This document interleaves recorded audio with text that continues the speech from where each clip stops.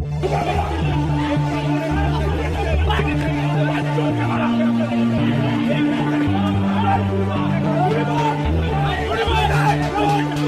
Doctor case में आखिरकार doctor बिटिया को इंसाफ मिलने वाला है।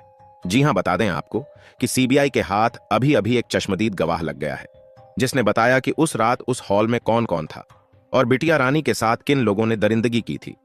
उस चश्मदीद गवाह ने न सिर्फ उन लोगों की पोल खोल दी जो लोग इसमें शामिल थे, बल्कि उसने यह भी बताया कि किसने हाथ तोड़ा था, किसने पैर तोड़ा था और किसने सबसे पहले वार किया था।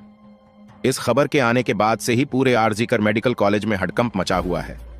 प्रिंसिपल संदीप घोष और संजय राय, इन दोनों को समझ में नहीं आ रहा कि आखिर चश्मदीद गवाह मिला तो मिला कैसे। इन लोगों ने तो पूरे कैमरे को स्कैन किया था, इसके बावजूद भी चश्मदीद कैसे मिल गया? यह बात बहुत सोचने वाली है। लेकिन सीबीआई के हाथ जो गवाह लगा है, उसने बताया कि डॉक्टर बिटिया 3 घंटे तक इन लोगों से पानी के लिए तड़प तड़प कर मांग कर रही थी, लेकिन इन दरिंदों ने पानी नहीं दिया। यहां तक कि संजय रॉय ने तो उस बिटिया के मुंह पर एक लात मारा, जिससे बिटिया की आंख में लगा हुआ चश्मा टूटकर उसकी आंख में धंस गया। जब डॉक्टर बिटिया दर्द से कराह रही थी तो संजय रॉय हंस रहा था। बता दें कि यह भी पता चला है कि जब बिटिया रानी अपने आंखों से चश्मे का शीशा निकालने की कोशिश कर रही थी तो इसी हैवान ने उसकी हाथ को तोड़ दिया था। यही नहीं, उस चश्मदीद ने यह भी बताया कि जब बिटिया मर चुकी थी तब इस संजय रॉय ने उसके पैर को तोड़ा। मतलब कि बिटिया रानी को जिंदा रहते तो इन्होंने नोचा ही जब डॉक्टर बिटिया का देहांत हो गया।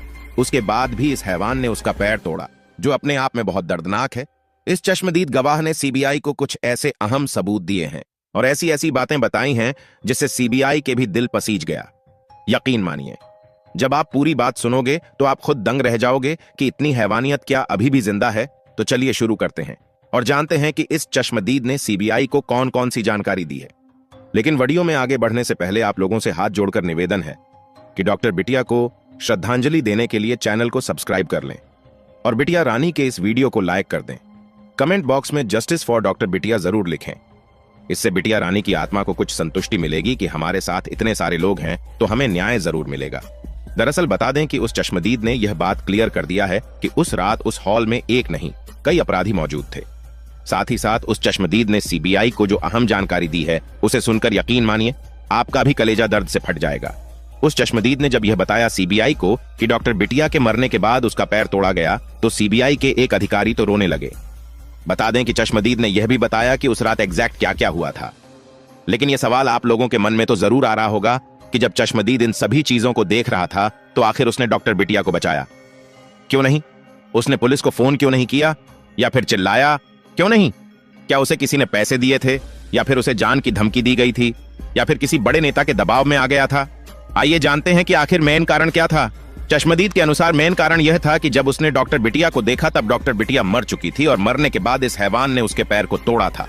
वो बोला कि अगर मैं उस समय चिल्लाता या पुलिस को बुलाता तो कोई मतलब नहीं था, क्योंकि मुझे उस व्यक्ति को पहचानना था जिसने पैर तोड़ा था और जिसने पैर से उसके मुंह पर मारा था, जिसकी वजह से उसकी आंखों से खून टपक रहा था।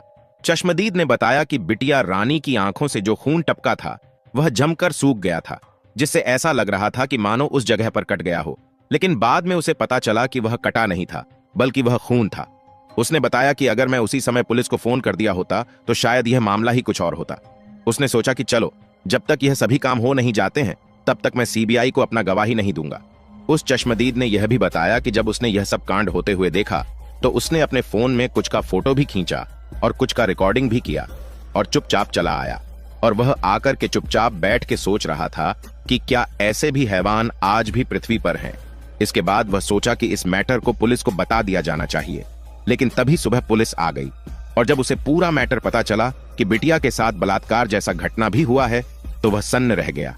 इसके बाद जब उसने देखा कि मामला सीबीआई के पास पहुंच गया तब उसने अपने सबूत सीबीआई को सौंपे हैं। यह जो सभी चीजें आप सुन रहे हैं यह एक थ्योरी के अनुसार है। बता दें कि इस थ्योरी के अनुसार आगे यह भी पता चला है कि जो बिटिया रानी के ऊपर पैर से उसके मुंह पर हमला किया था वह कोई और नहीं, संजय रॉय ही था। यह भी पता चला कि जो बिटिया रानी के पैर को 90 डिग्री करके तोड़ दिया गया था और दर्द से कराह रही थी वह भी संजय रॉय ने किया था। यह भी पता चला कि जब बिटिया रानी 3 घंटे तक संजय रॉय से पानी की डिमांड कर रही थी कि उसे प्यास लगी है, उसका गला सूखा जा रहा है, उसे पानी चाहिए, तब इसी संजय रॉय ने उसे पानी भी नहीं दिया था। खुद तो दारू के नशे में धुत था और बिटिया रानी को पानी के लिए मार डाला। बता दें कि इस संजय रॉय की हैवानियत को देखने के बाद ऐसा लगता है कि मानो पृथ्वी पर मौजूद सभी पुरुष इसीलिए जिंदा हैं। बता दें कि यही नहीं, आगे यह भी पता चला कि जब बिटिया रानी की आंख से खून गिर रहा था तब भी इस संजय रॉय का दिल नहीं पसीजा, बल्कि वह हंस रहा था और इसी कारण से इसने और भी ज्यादा हैवानियत दिखाई। संजय रॉय की इस हैवानियत को देखने के बाद बताया जा रहा है कि इसे फांसी देने से पहले इसके साइकोलॉजी को टेस्ट कराया जाएगा और यह पता लगाया जाएगा कि क्या इसके साइकोलॉजी में कोई प्रॉब्लम है, क्या इसे किसी प्रकार की बीमारी है। अगर बीमारी होगी तो इसे पहले ठीक किया जाएगा, फिर इसके बाद इसको फांसी की सजा दी जाएगी। हालांकि इस दरिंदे को फांसी की सजा दी जाए तो वह भी कम है। दोस्तों, जैसे जैसे दिन बीतता जा रहा है वैसे वैसे यह केस और ही उलझता जा रहा है। सीबीआई अपने फाइनल नतीजे पर पहुंचे कि उससे पहले ही सीबीआई के हाथ नए नए सबूत लगते जा रहे हैं जो केस को और ही क्रिटिकल बनाते जा रहे हैं। अभी तक देखा जाए तो संजय रॉय को ही डॉक्टर बिटिया का मुख्य आरोपी करार दिया गया है, लेकिन सीबीआई के हाथ जो अभी अभी वीडियो लगा है इसने पूरे केस को इस तरह घुमाकर रख दिया है कि डॉक्टर बिटिया के साथ जो रेप किया गया उसके बाद उसका मर्डर किया गया, यह करके सिर्फ गुमराह किया गया। असली वजह डॉक्टर बिटिया को मारने के पीछे कुछ और ही था।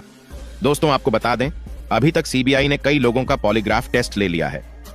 पॉलीग्राफ टेस्ट के दौरान कुछ नए खुलासे भी हुए हैं जो संजय राय के अलावा और लोगों के होने की ओर इशारा कर रहे हैं। सबसे पहले मैं आपको बता दूं कि संजय राय नहीं, सबसे खूंखार दरिंदा आरजीकर मेडिकल कॉलेज का पूर्व प्रिंसिपल संदीप घोष है। संदीप घोष ऐसा दरिंदा है जिसने खुद की पत्नी तक को नहीं छोड़ा। जरा आप सोचिए कि वह दूसरों के साथ कितना हैवानियत कर सकता है। दरअसल दोस्तों, मीडिया रिपोर्ट से खबर मिली है कि जब उसके पड़ोसियों से पूछा गया तो पता चला कि संदीप घोष की पत्नी का ऑपरेशन हुआ था और संदीप घोष गुस्से में आकर पत्नी के पेट पर लात मार दिया था, जिससे उसके पेट के टांके टूट गए और ब्लीडिंग होने लगी।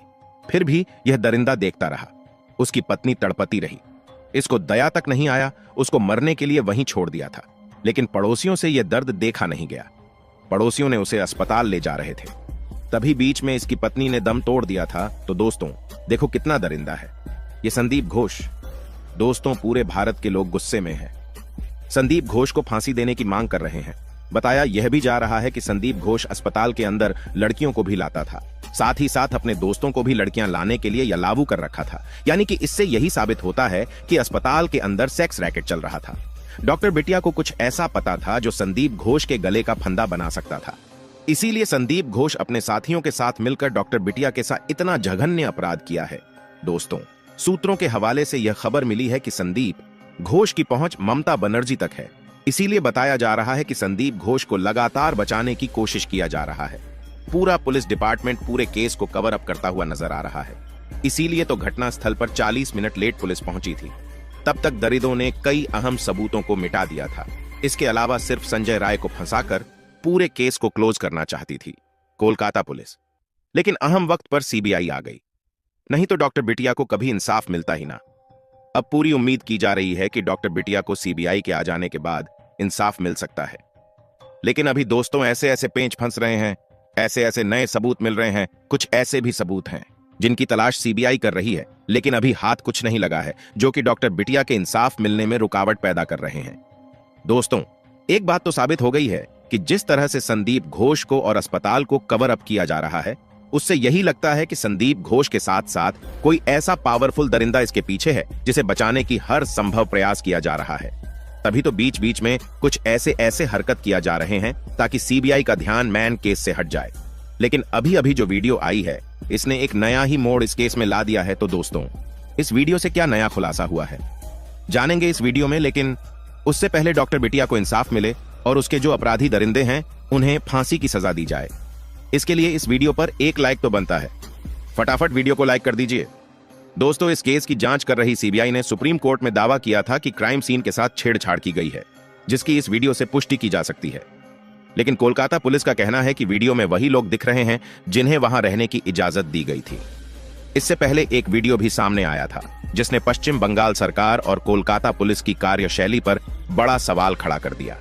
45 सेकंड के इस वीडियो को 9 अगस्त की सुबह उसी सीन ऑन ऑफ क्राइम का बताया जाता है जहां अस्पताल के अंदर ट्रेनी डॉक्टर के साथ रेप और कत्ल जैसी भयानक वारदात हुई थी। इस वीडियो में सीन ऑन ऑफ क्राइम में लोगों की भीड़ दिखी, जिसमें वे एक दूसरे से बातें करते, ताकते, झांकते और मोबाइल फोन चलाते देखे गए।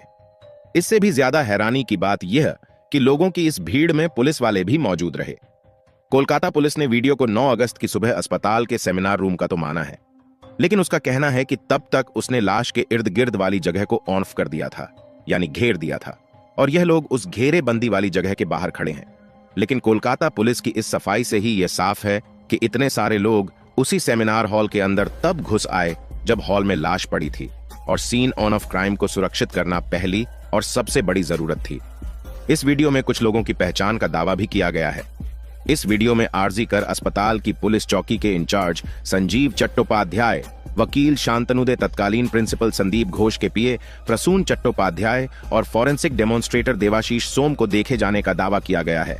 ऐसे में सवाल यह उठता है कि आखिर इतने सारे लोग सीन ऑन ऑफ क्राइम पर क्या कर रहे हैं। अजीब बात तो है कि इस भीड़ में अस्पताल के डॉक्टर और स्टाफ के साथ साथ कई बाहर के लोग भी हैं, जिनके कायदे से यहां होने का कोई तुक ही नहीं बनता है। इस हालत पर अब पुलिस को जवाब देते नहीं बन रहा है। हालांकि कई एक्सपर्ट सवाल उठा रहे हैं कि तब तक जब जांच की शुरुआत भी नहीं हुई थी, तो पुलिस ने यह कैसे समझ लिया कि जहां लाश पड़ी है वहीं कत्ल हुआ है। ऐसा भी तो हो सकता था कि कत्ल कहीं और हुआ हो, या फिर सेमिनार हॉल के ही किसी दूसरे हिस्से में हुआ और लाश को खींचकर दूसरे कोने पर लाकर फेंक दिया गया हो। ऐसे में पुलिस ने सेमिनार हॉल में लोगों को एंट्री देकर केस का कबाड़ा कर दिया। उधर सीबीआई की छानबीन में साफ हुआ है कि वारदात की रात आरोपी संजय रॉय ने जिस बाइक का इस्तेमाल कर आरजी कर अस्पताल तक की दूरी तय की, वह बाइक भी किसी और की नहीं बल्कि कोलकाता पुलिस की ही थी। यह बाइक कोलकाता पुलिस कमिश्नर के नाम पर रजिस्टर्ड है।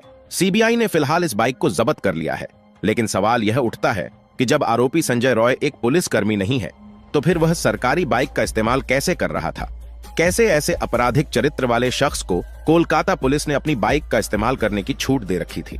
बाइक का इस्तेमाल करने वाला संजय कत्ल के मामले में गिरफ्तार तो हुआ ही, लेकिन इससे पहले भी उसने कानून तोड़ने में कोई कमी नहीं की थी।